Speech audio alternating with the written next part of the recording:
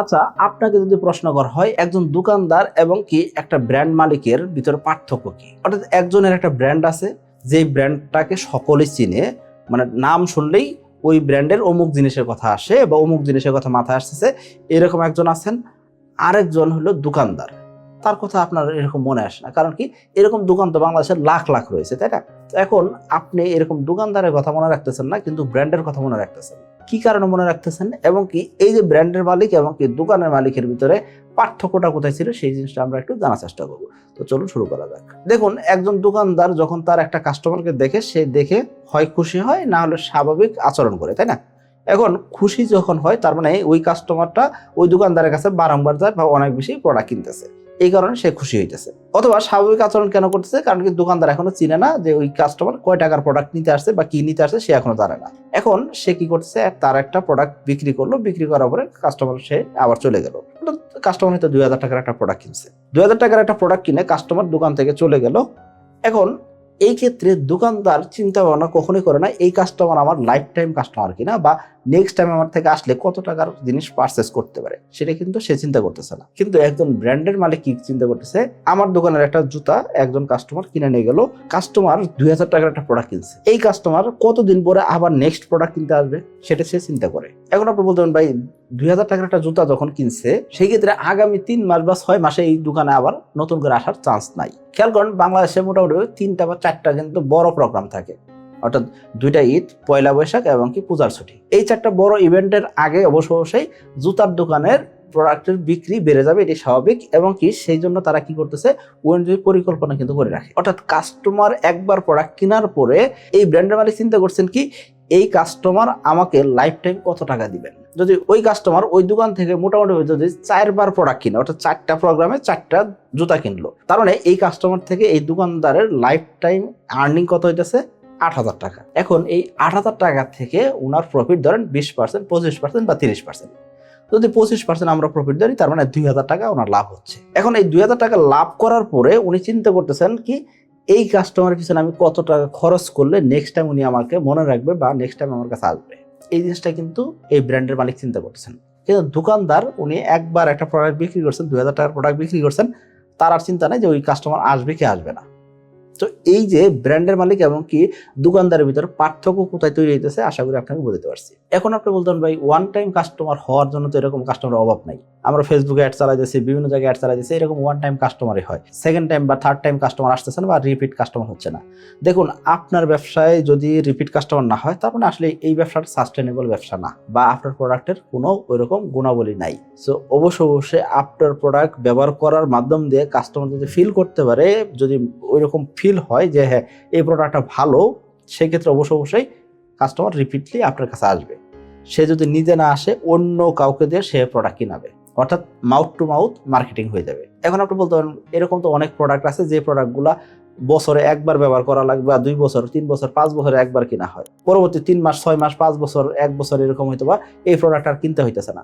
দেখুন, উনি হয়তো ওই প্রোডাক্ট কিনতেছে না, কিন্তু ওই প্রোডাক্টের জন্য রেফার করতেছে, রেফার কাস্টমার আপনি অনেক পাবেন।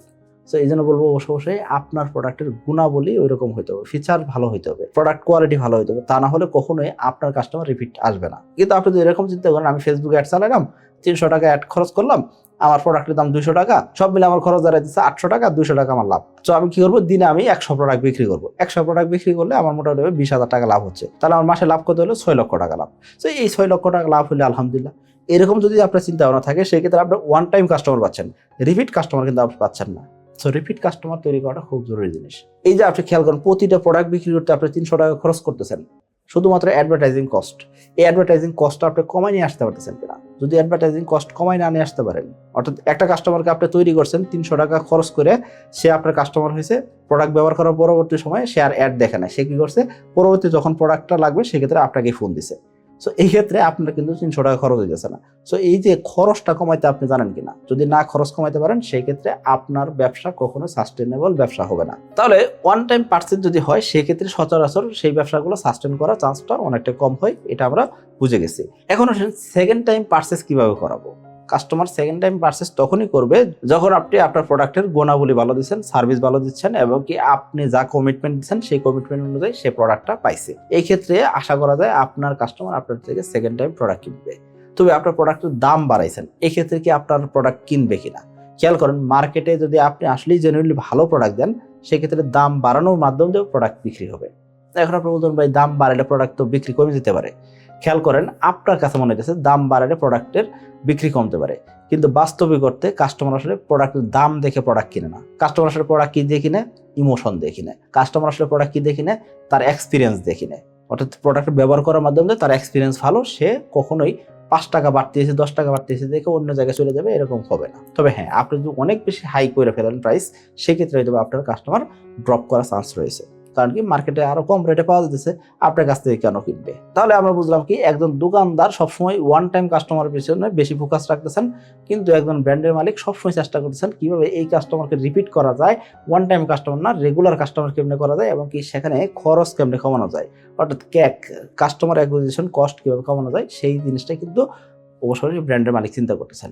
এবং কি ব্র্যান্ডের মালিক চিন্তা করছেন, 1 বছরে 4 বার যদি জুতা কিনে, সেক্ষেত্রে এখানে তার লাভ হয়েছে মোটামুটি 25%। সো 25% লাভ যদি হয়, তার মানে 2000 টাকা লাভ হয়েছে।